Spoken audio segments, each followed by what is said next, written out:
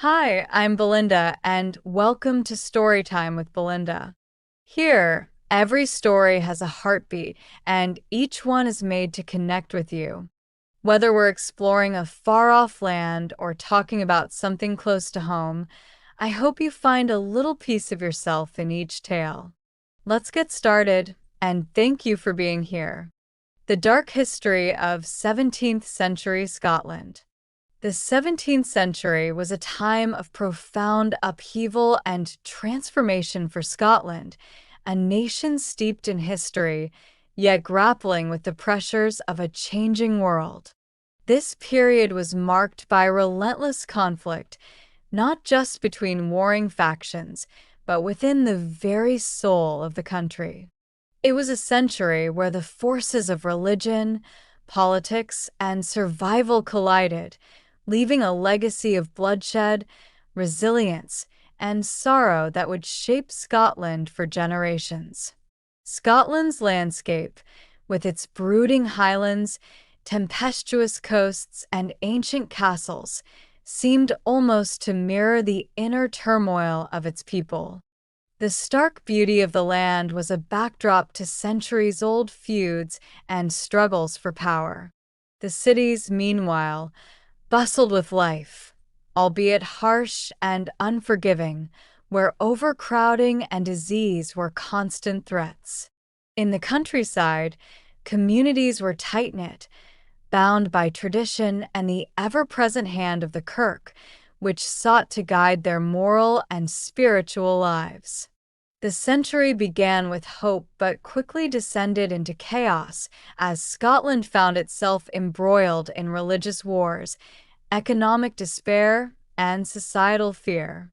The people of Scotland faced not only the harsh realities of their environment, but also the growing pains of a nation striving to find its place in a rapidly changing Europe.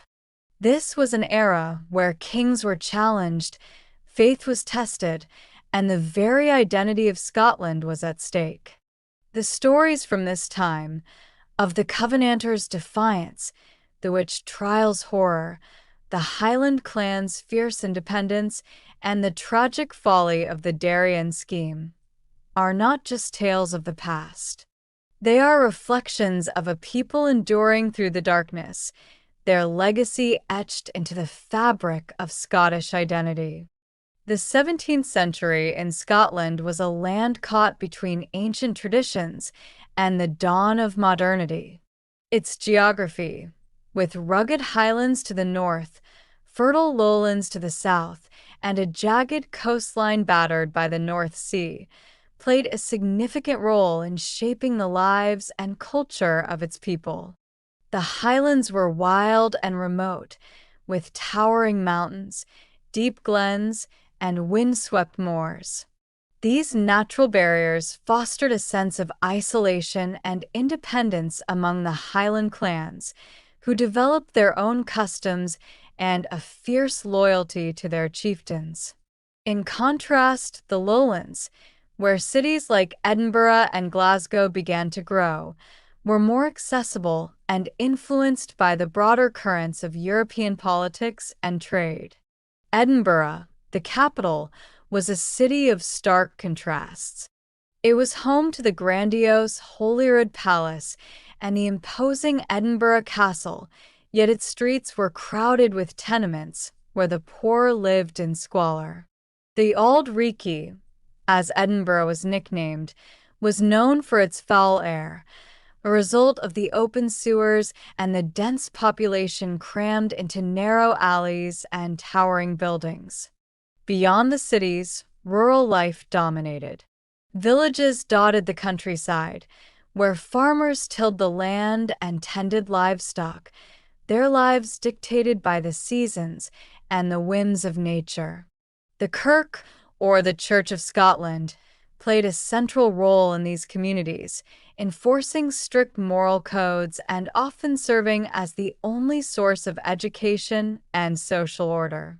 Superstition was widespread, with tales of fairies, spirits, and omens woven into the daily fabric of life.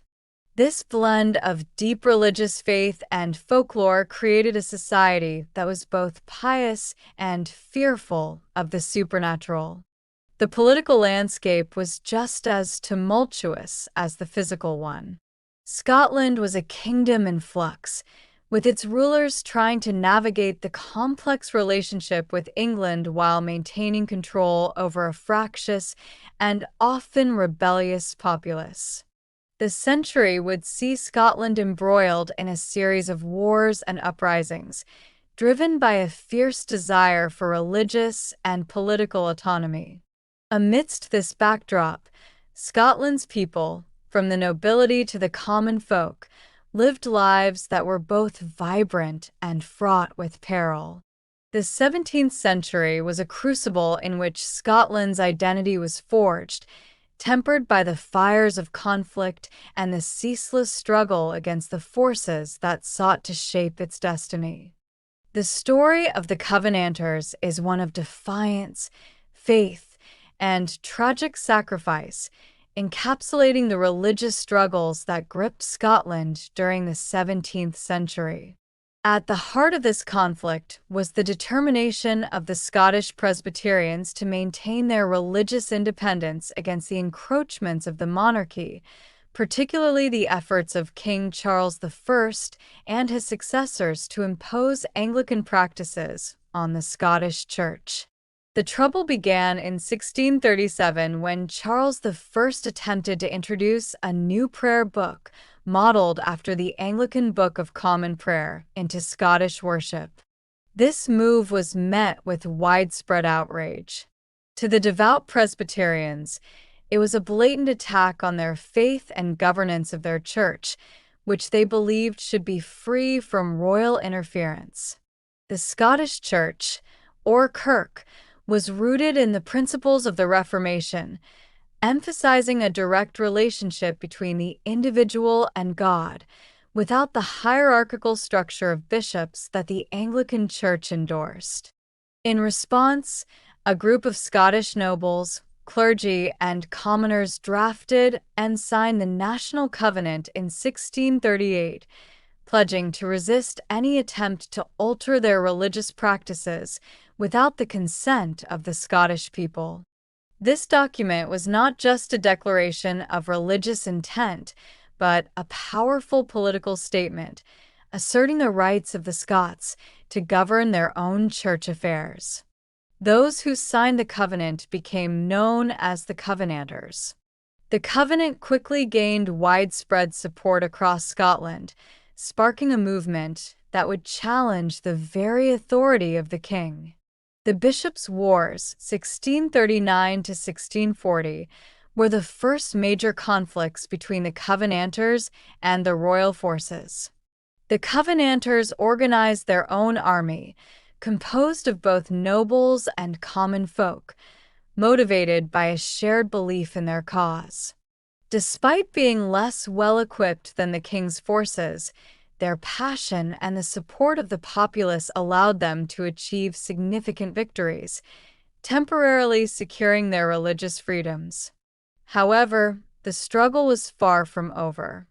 The Covenanters' victory in the Bishops' Wars led to their involvement in the broader conflicts of the English Civil War. They allied with the parliamentarians against Charles I, hoping to secure Presbyterianism in England as well. But this alliance was fraught with tension and ultimately led to further conflict when Charles I was executed, and the more radical elements of the English Parliament began to assert control over Scotland.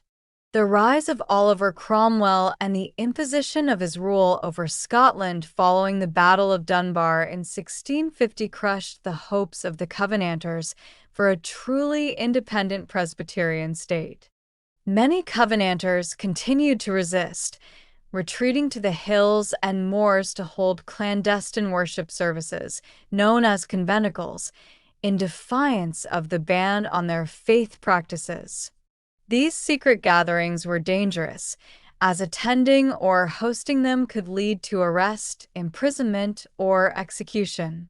The period known as the Killing Time, (1680 to 1688), was particularly brutal. Under the rule of Charles II and later James VII, James II of England, Covenanters faced severe persecution. The government hunted down these dissidents with a ruthless efficiency, using soldiers to root out and punish anyone suspected of Covenanter sympathies. Many were executed, often publicly, to serve as a warning to others. Their bloodied bodies became symbols of martyrdom and a testament to the enduring fight for religious freedom in Scotland. Despite their suffering, the Covenanters' legacy endured. Their struggle laid the groundwork for the eventual establishment of religious tolerance in Scotland. Their steadfastness in the face of oppression became a cornerstone of Scottish identity, remembered in monuments and memorials across the country, and in the continued reverence for their cause within the Presbyterian tradition. The 17th century witch trials in Scotland were among the most extensive and brutal in Europe, reflecting deep-seated fears of the supernatural and religious zealotry. These trials were not merely isolated incidents, but a widespread phenomenon fueled by a combination of political, religious, and social factors. The result was a tragic chapter in Scottish history, marked by paranoia, torture, and the execution of thousands of innocent people, primarily women. The climate of fear that gave rise to the Scottish witch trials must be understood within the broader European context of the time. The Reformation had reshaped religious life across the continent, and in Scotland, the establishment of Presbyterianism had a profound impact on societal values. The belief in a binary struggle between good and evil became deeply entrenched, with Satan and his minions thought to be actively working against the godly.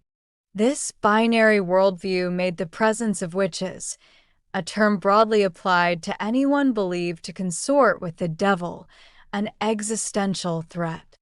Political instability further exacerbated the situation. The 17th century was a period of civil wars, religious conflict, and economic hardship in Scotland. These pressures often needed a scapegoat, and accusations of witchcraft offered a convenient way to explain misfortune, disease, crop failures, or personal grievances. The trials served to reinforce social hierarchies, targeting those who were seen as outsiders or troublemakers, often from the most vulnerable parts of society. One of the earliest and most infamous cases was the North Berwick witch trials, 1590 to 1592, which set the precedent for later hunts. These trials began when a servant named Gillis Duncan was accused of witchcraft after she displayed unusual healing abilities. Under torture, she confessed and implicated others, leading to a widespread panic. Several high-profile individuals were caught in the net, including Agnes Sampson, an elderly healer, and John Fian, a schoolmaster. They were accused of gathering at Aldkirk Green in North Berwick to plot against King James VI. The king himself became directly involved, believing that a storm that had threatened his voyage from Denmark was the result of witchcraft. The trials were marked by extreme torture and culminated in gruesome executions, usually by strangulation followed by burning at the stake. Torture played a central role in the Scottish witch trials, where methods such as sleep deprivation, thumbscrews, and the boot, a device that crushed the legs, were commonly used to extract confessions. These confessions were often fantastical, describing pacts with the devil, nocturnal gatherings, and bizarre rituals. Once a confession was secured, it was used not only to convict the accused but also to implicate others, perpetuating the cycle of accusations. The concept of the devil's mark, was another key element in these trials. Witch prickers, individuals employed to find these marks, would pierce the skin of the accused with needles, believing that a spot that didn't bleed or cause pain was proof of a pact with Satan. This pseudoscientific method was often manipulated, with witch prickers sometimes using retractable needles to ensure a positive result. The period from 1649 to 1650 saw the most intense wave of witch trials in Scotland, coinciding with a broader European witch craze. During this time, the judicial system was heavily influenced by the Calvinist clergy, who preached about the ever-present danger of the devil's work. The trials spread across Scotland, with large-scale hunts in regions like Fife, East Lothian, and Aberdeenshire. One notable trial during this peak was the Great Scottish Witch Hunt of 1661 to 1662, which led to hundreds of accusations and executions. The kirk and local communities were heavily involved in identifying and trying suspected witches. The atmosphere of fear and suspicion turned neighbors against each other, with accusations often stemming from personal vendettas, jealousy, or misfortunes blamed on supernatural causes. By the late 17th century, skepticism about the witch trials began to grow. Enlightenment ideas started to seep into Scottish society, emphasizing reason and evidence over superstition. High-profile trials, such as that of Lady Isabel Gowdie, whose vivid confessions in 1662 painted a detailed picture of witchcraft, began to be viewed with increasing suspicion. Judges and authorities, influenced by these changing attitudes and perhaps exhausted by the relentless prosecutions, started to question the legitimacy of the trials.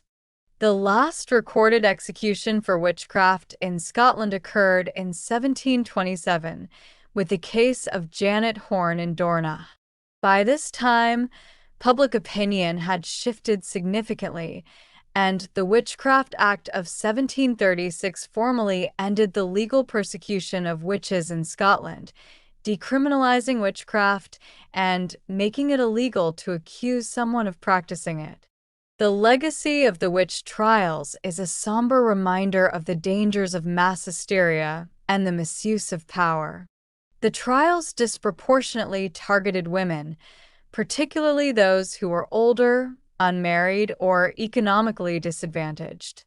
The persecution served as a tool for reinforcing gender norms and silencing those who defied societal expectations. Today, the witch trials are remembered as a tragic chapter in Scottish history. Efforts have been made to honor the memory of the victims through memorials and public acknowledgments. In recent years, there has been a push to formally pardon those accused of witchcraft, recognizing the grave injustice done to them.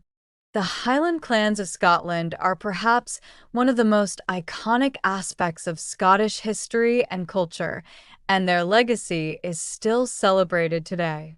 However, in the 17th century, the Highland clans played a central role in the nation's turbulent history, particularly as they resisted both English and Central Scottish authority while maintaining their ancient traditions. The story of the clans is one of fierce independence, loyalty, and a complex relationship with the monarchy, religion, and the evolving social and political landscape of the time. The Highland clans were more than just family groups. They were tightly knit societies with a distinct social structure, a set of shared values, and a deep connection to the land. A clan was often led by a chieftain who wielded significant power and influence within his territory.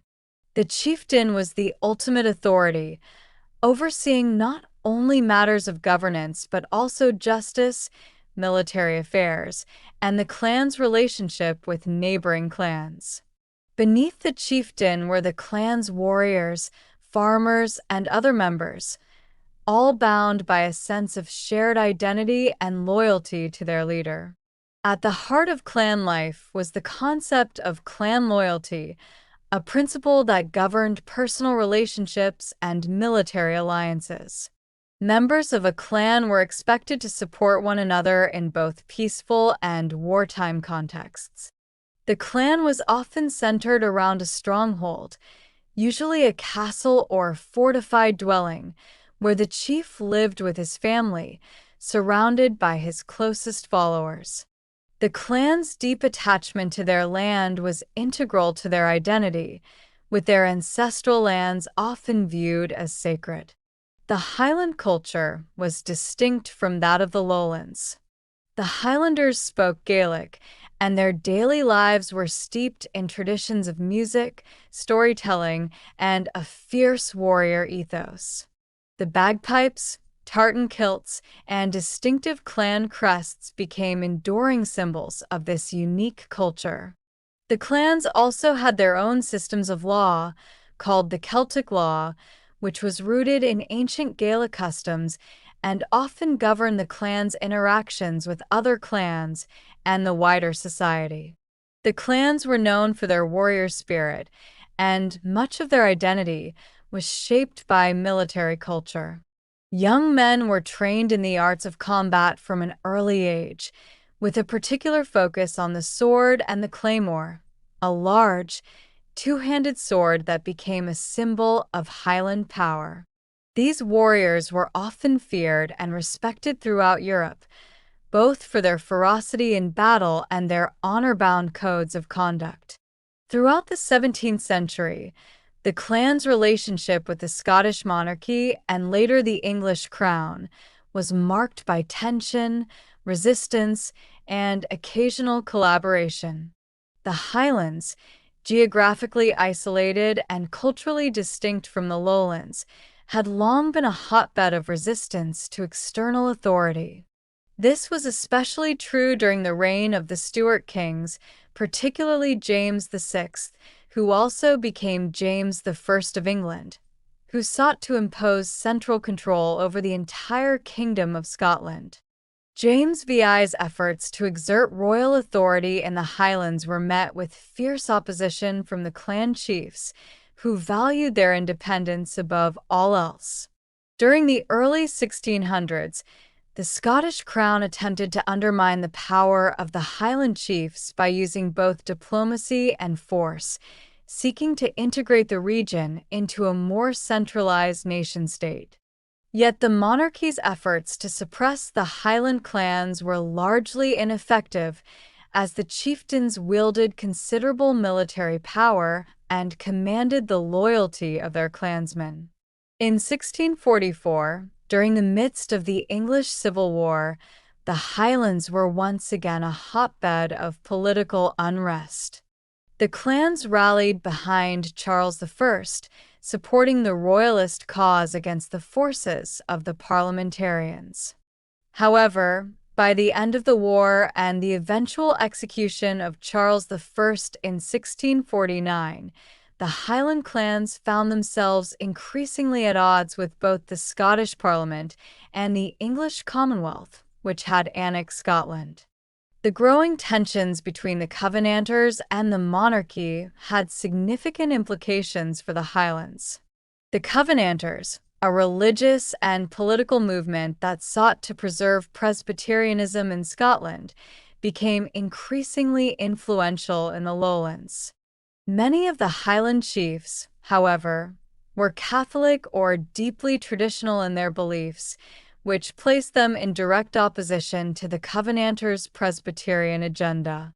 When Charles I was executed and the Covenanters solidified their control over Scotland, the Highland clans found themselves in a difficult position. The royalist cause remained strong in the Highlands, and many clan chiefs were loyal to the exiled Stuart monarchy, while the Lowlands were dominated by the Covenanter movement. In 1644, the clans raised a large army to support the royalist cause, under the leadership of Montrose, an aristocrat and royalist general.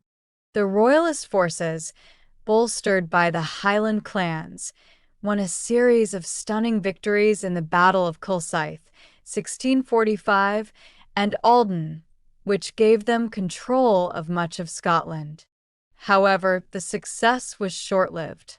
Cromwell's forces would eventually invade, and the Covenanter cause ultimately triumphed, weakening the clan's influence in the kingdom.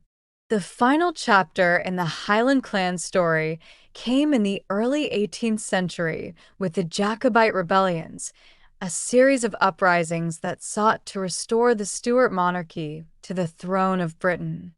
The Jacobite cause was supported almost exclusively by the Highland clans, who viewed the Stuart kings as their rightful rulers. In 1715, the first Jacobite rebellion erupted, and the clans rallied to the banner of James Francis Edward Stuart, the Old Pretender. Although the Jacobites were initially successful, the rebellion ultimately ended in defeat at the Battle of Sheriffmuir. The decisive blow to the clans came after the Second Jacobite Rebellion of 1745, led by Charles Edward Stuart, Bonnie Prince Charlie. After a brief period of success, the Jacobites were decisively defeated at the Battle of Culloden in 1746, a crushing defeat that marked the end of the clan system as a dominant force in Scotland. Following Culloden, the British government implemented harsh measures to disarm the Highlanders, outlaw the wearing of traditional tartan clothing, and dismantle the clan system. The 17th century marked the height of the Highland clan's power, even though their influence began to wane by the end of the century. The period was defined by a fierce desire for autonomy and a complex relationship with the monarchy. Their defiance, loyalty, and sense of honor created a powerful legacy that continues to resonate in Scotland today. The history of the Highland clans is not just one of military might, but also of culture, identity, and survival against overwhelming odds. Despite the decline of the clan system in the 18th century, the Highlanders' legacy lives on in Scotland's national identity, from the bagpipes and tartans to the powerful imagery of the clan's warriors. The Darien Scheme was one of the most ambitious, controversial, and disastrous ventures in Scottish history, reflecting both the aspirations and the tragic realities of the time. It was an attempt by the Kingdom of Scotland in the late 17th century to establish a colony in Central America, which would offer the Scots both economic prosperity and a foothold in the global colonial race. However, the scheme ended in a catastrophic failure, with far-reaching consequences for both the economy and the political future of Scotland. The Darien Scheme was conceived in the wake of Scotland's economic struggles and the broader context of European colonial expansion. By the late 17th century, Scotland was still recovering from the effects of the Union of the Crowns in 1603, when King James VI of Scotland inherited the English throne, creating the Kingdom of Great Britain. While the English Empire was expanding through colonies in the Americas and India, Scotland was largely excluded from the lucrative opportunities that came with global trade. Scotland's economy at the time was poor, and its political independence was threatened by England's dominance. In the face of economic stagnation, Scottish merchants, nobles, and the government began to look for ways to assert their autonomy and create wealth. They believed that establishing a colony in the Caribbean or Central America would open up new trade routes, particularly to the Americas, where they could engage in profitable ventures like sugar, tobacco, and cotton. The idea was inspired by the success of Spanish, French, and English colonies in the New World. The Scots believed they could establish a trade hub known as New Caledonia on the Isthmus of Panama, linking the Pacific and Atlantic Oceans. This would allow the Scots to control a vital passage for trade between the two seas, opening up access to the wealth of Asia and the Americas. The Darien scheme was spearheaded by the Company of Scotland, a joint stock company founded in 1695. The company was created with the aim of raising funds from Scottish investors to finance the colonization effort. It sought capital from wealthy Scots, including merchants, landowners, and nobles, promising a significant return on their investment. The company's charter was granted by the Scottish Parliament, and the plan was lauded as a national endeavor that would bring Scotland wealth and recognition. The project garnered considerable support from various sectors of Scottish society, as it represented an opportunity to establish Scotland as a global trading power. The Scots believed that this venture would be a direct challenge to England's growing colonial empire and offer a means of prosperity and independence for Scotland, which at the time was politically united with England under the Acts of Union, 1707. In 1698, the Company of Scotland launched its first major expedition, sending 2 ships, the Caledonia and the Duke of York, along with 1,200 settlers, to establish a colony at Darien. The location chosen for the settlement was on the Isthmus of Panama, a narrow strip of land that connected the Atlantic and Pacific Oceans. The settlers named the colony New Caledonia, after the ancient name for Scotland, hoping to create a Scottish-controlled trading hub. The journey was long and perilous, with the ships encountering treacherous waters, storms, and disease. Upon arriving at the site, the settlers faced a number of challenges. The terrain was hostile and difficult to navigate, and the climate was hot and unhealthy. The settlers suffered from tropical diseases, such as malaria and yellow fever, which decimated their ranks. Malaria, in particular, took a heavy toll, and many of the settlers died within weeks of arrival.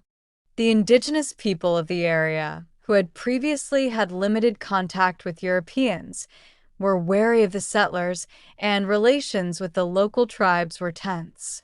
The settlers struggled to build infrastructure, and they faced supply shortages, as the colony was far from any established trade routes or sources of food. The isolation and the lack of resources made the colony increasingly untenable.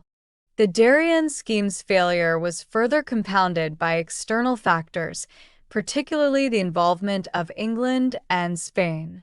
England, which had its own imperial interests in the Americas, viewed the Darien venture as a direct challenge to its dominance in the region. The English government, under King William III, saw the Scottish colony as a threat to English trade and maritime power. Despite Scotland and England sharing a monarch, the English government refused to offer any military or financial support to the Scots, effectively leaving them to fend for themselves. Spain, which controlled much of Central and South America at the time, was also hostile to the establishment of foreign colonies in the region. The Spanish had already established a strong presence in Panama, and they viewed the Scottish colony as an encroachment on their territory. Spain responded by sending warships to block supplies from reaching the settlers and to intimidate them into abandoning the colony. The Spanish blockade effectively isolated New Caledonia, further weakening the settlers' ability to survive. After only a few months, the Darien colony was on the brink of collapse. The settlers faced disease, starvation, and constant threats from both the environment and external enemies. The English government's refusal to assist the Scots, coupled with Spanish interference, led to the failure of the colony. In 1700, the Caledonia was forced to return to Scotland, and many of the settlers died during the journey back. The remaining survivors of the colony in Darien were eventually forced to abandon their settlement, with very few returning to Scotland. The loss of life and investment was catastrophic, and the Darien Scheme became a symbol of Scottish failure on the world stage. Thousands of Scots lost their lives, and the financial losses were enormous. The investors who had put their money into the scheme faced ruin, and many Scots who had pinned their hopes on the venture were left devastated. The failure of the Darien Scheme had lasting repercussions for both Scotland and its relationship with England. The Scots had invested heavily in the venture, and the loss of both human lives and vast amounts of capital created an economic crisis in Scotland. The catastrophe was one of the factors that eventually led to the Acts of Union, 1707, which unified Scotland and England into Great Britain. Many Scots, disillusioned by the failure of the Darien Scheme and the lack of support from England, saw the Union as a way to secure economic stability and greater political influence. In the aftermath of the Darien Scheme, the memory of the failed colony became a symbol of Scottish ambition, pride, and tragedy. It ignited a sense of national pride and anger, as many Scots felt betrayed by the English refusal to support their venture. Over time, the Darien Scheme became a potent symbol of Scotland's desire for independence and a reminder of the nation's resilience in the face of adversity. Though the scheme itself failed, it planted the seeds for future Scottish colonial ventures, particularly in places like Canada and the Caribbean, where Scottish settlers eventually made their mark. The Darien Scheme remains one of the most poignant episodes in Scottish history, a tragic reminder of the high cost of ambition and the harsh realities of empire building. Life in 17th century Scotland was shaped by numerous factors, including geography, religion, political upheaval, and the prevailing social structure. The century was marked by political strife, religious conflict, and a developing economy, but it also saw the persistence of traditional ways of life and the evolution of Scottish culture. People's everyday experiences varied widely depending on where they lived, whether in the bustling cities, the rural countryside, or the isolated highlands, but certain common threads ran through the fabric of Scottish society. Scotland in the 17th century was a deeply hierarchical society. The class structure was sharply divided, and much of a person's life was determined by their social standing. The Scottish population was primarily agrarian, with the majority of people living in rural areas and working the land. The nobility, the landed gentry, and the growing merchant class exerted the most political and economic influence, while the vast majority of people lived modestly or in poverty. The nobility and landed gentry, the upper class, including the nobility and wealthy landowners, lived lives of relative luxury compared to the rest of the population. These individuals held large estates and exercised significant control over both land and people. Many of them were involved in politics, supporting either the crown or, in some cases, the Covenanters or Royalists, depending on their allegiance during the turbulent religious and political wars. The nobility lived in grand stone castles or manor houses, which were often the center of power in their local areas. The burghers and merchant class. The urban merchant class, especially in cities like Edinburgh, Glasgow, and Aberdeen, experienced a different lifestyle than those in rural areas.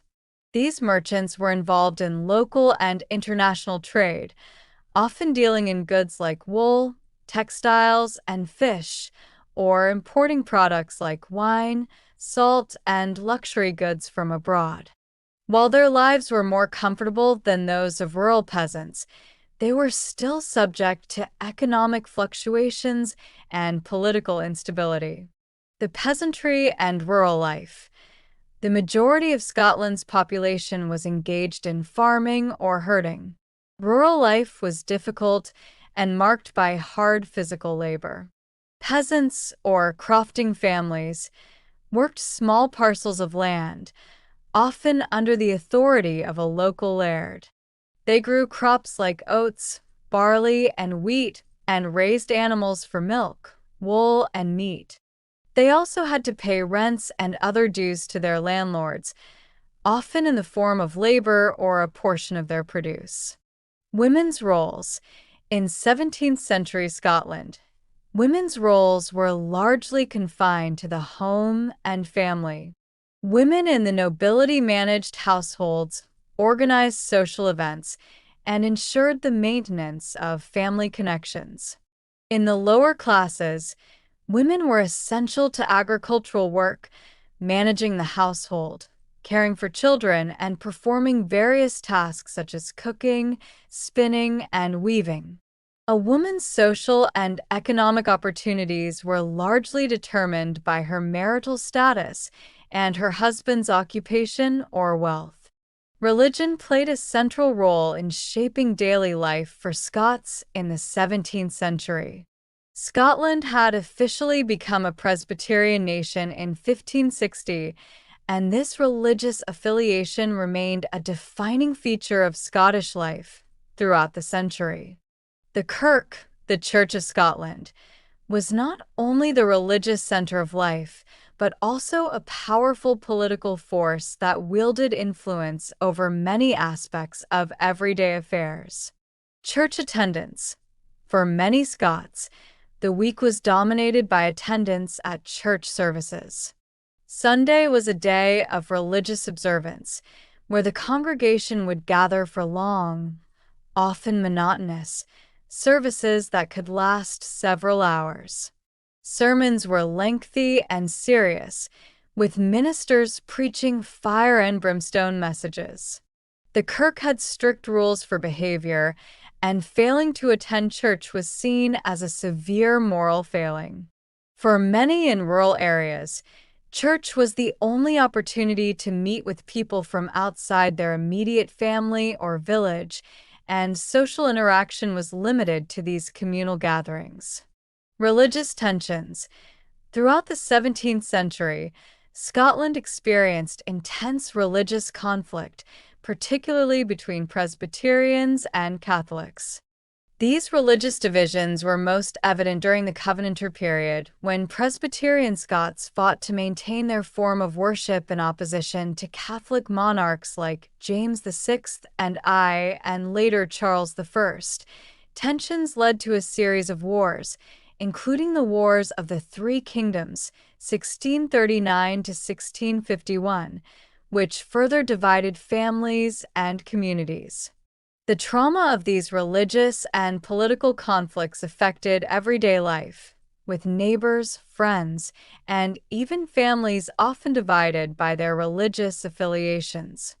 The 17th century in Scotland was characterized by a near-constant state of political and military turmoil, especially during the Wars of the Three Kingdoms, 1639 to 1651, and the Jacobite rebellions. These events significantly impacted daily life, especially in the more remote or conflict-ridden areas. Civil war and divided loyalties. Scotland's involvement in the English Civil War created deep divisions among its people. The Covenanters, who supported the Presbyterian form of religion, clashed with royalists loyal to the monarchy.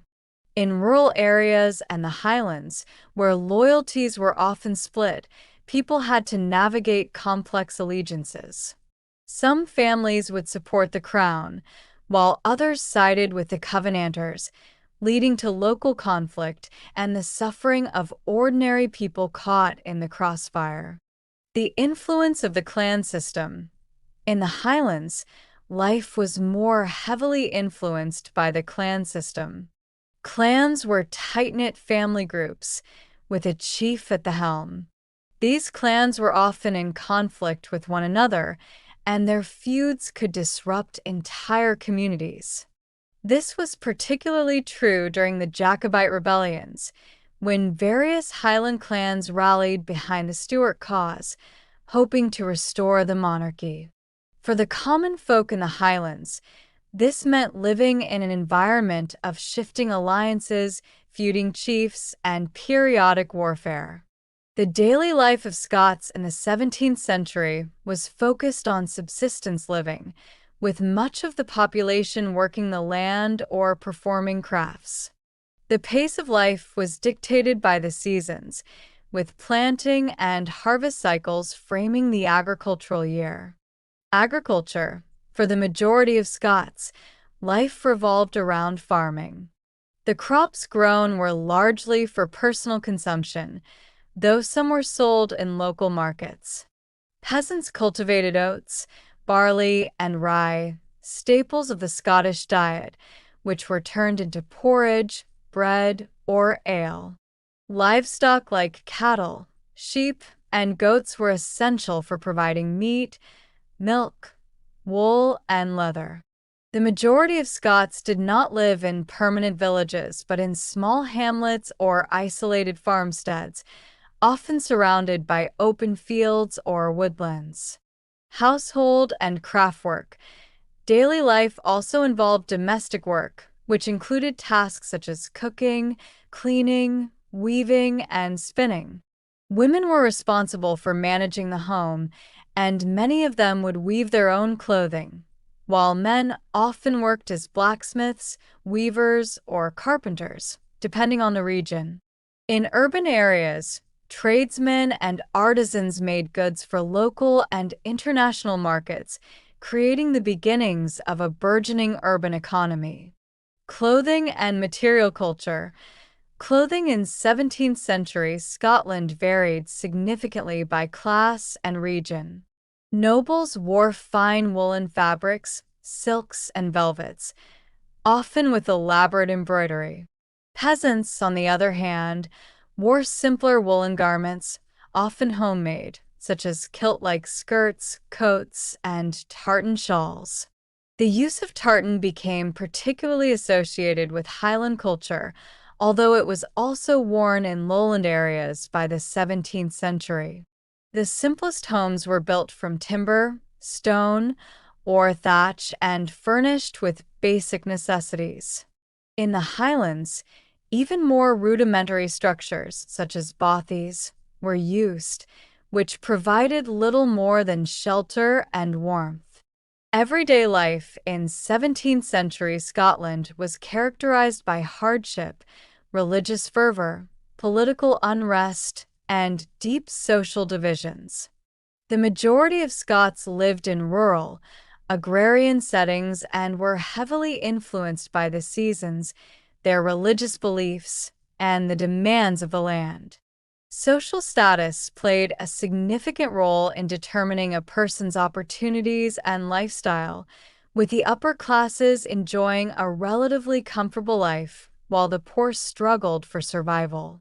Despite the external challenges, the people of Scotland displayed remarkable resilience, maintaining their traditions and culture even in the face of political and religious upheaval.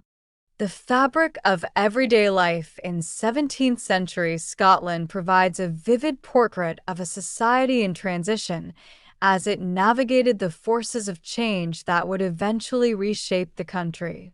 The 17th century was a time of immense transformation for Scotland, marked by turmoil and resilience in equal measure.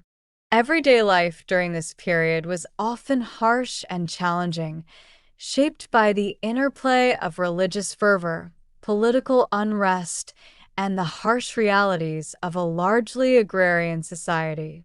While rural peasants toiled on the land, struggling to meet the demands of the seasons, The nobility and merchant class sought to capitalize on new opportunities in an increasingly globalized world, yet all Scots, regardless of status, were caught in the turbulent tides of the era. For much of the population, daily life was dominated by agricultural cycles and the necessity of subsistence farming. The land was not only a source of livelihood, but also an anchor for the social and cultural identity of the people. Farming families, often living in relative isolation, worked hard to sustain themselves, growing barley, oats, wheat, and raising livestock, but they were also subject to the whims of weather, land ownership laws, and political conflict. Their lives were tough and often precarious, with the burdens of poverty and hard labor rarely alleviated by the occasional prosperity from good harvests.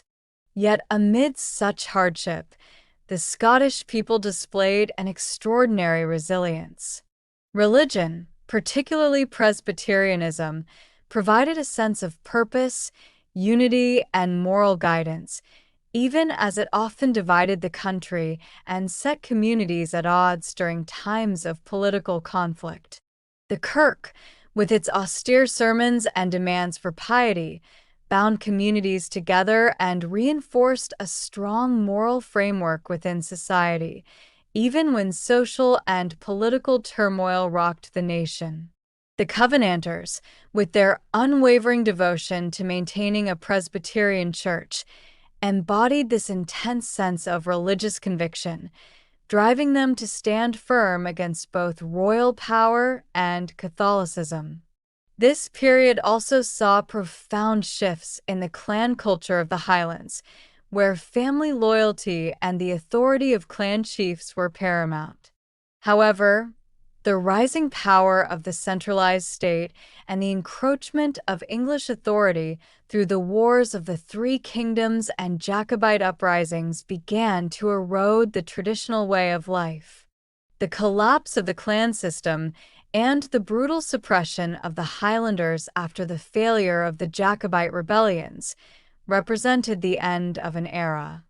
Yet, even as political realities shifted, many of the old traditions survived, maintaining an enduring sense of identity and pride that would resonate through subsequent centuries. In urban areas, growing commerce and industry helped to lay the foundations for a more prosperous middle class. The merchant class in cities such as Edinburgh and Glasgow took advantage of emerging trade routes, but even here, the tensions between English and Scottish interests continued to ferment. The impact of religious divisions, particularly the tension between Presbyterians and Catholics, was not limited to rural areas, but found its expression in urban centers as well, where violence and conflict flared up from time to time. Yet despite these conflicts, cities like Edinburgh began to emerge as vibrant centers of art, culture, and intellectual life, setting the stage for the Scottish Enlightenment in the following century. The Darien Scheme and the failures of grand economic ambitions highlighted the fragility of Scotland's attempts to assert itself on the global stage. The loss of life and resources in the Darien disaster exposed the economic vulnerabilities of the Scottish people and their desperate need for stability. However, these setbacks were also critical moments in the development of Scottish identity, laying the groundwork for the political union with England in 1707. The Acts of Union were both a consequence of the Darien failure and a response to the political and economic realities of the time. The merger would eventually pave the way for a stronger, more unified Great Britain, but it came at a cost, and for many Scots, the end of the century marked the beginning of a new chapter of political subjugation and the loss of independence. Looking back, the 17th century was a pivotal period for Scotland, one that saw the country torn between internal strife, external pressures, and economic hardship. Yet, The Scots' perseverance through these trials reflected a deeper, unyielding commitment to their culture, identity, and faith. In a world of constant upheaval, the Scottish people were forced to navigate a complicated landscape of conflicting allegiances, whether to the crown, the kirk, or the traditional clan systems of the Highlands. Despite immense challenges, their resilience and sense of community ensured that Scotland's legacy would endure beyond the crises of the 17th century. As the century ended, Scotland found itself at a crossroads, caught between past traditions and future possibilities. The social fabric, while tested, was not irrevocably torn. Scots retained a unique cultural identity, one that would continue to evolve and flourish, particularly in the subsequent centuries. Though the political landscape changed and Scotland's formal independence was lost with the union with England, the strength of its people, its culture, and its history lived on, laying the foundation for Scotland's eventual rebirth as a key player on the international stage. The 17th century in Scotland, despite its suffering, was a century of foundational change, a time when Scotland's spirit and identity were tested, yet ultimately persevered. The enduring legacy of this period lies in the strength of its people, who carried their heritage forward, weathering storms of political, religious, and social upheaval, and in the cultural imprint they left on the world. Thanks for hanging out with me, and I hope you had as much fun as I did. If you love this one, make sure to hit that like button, and don't forget to subscribe so you never miss a new tale. Got a story idea? Drop it in the comments below. I'm always looking for new adventures to share. Until next time, stay curious and keep telling your own stories.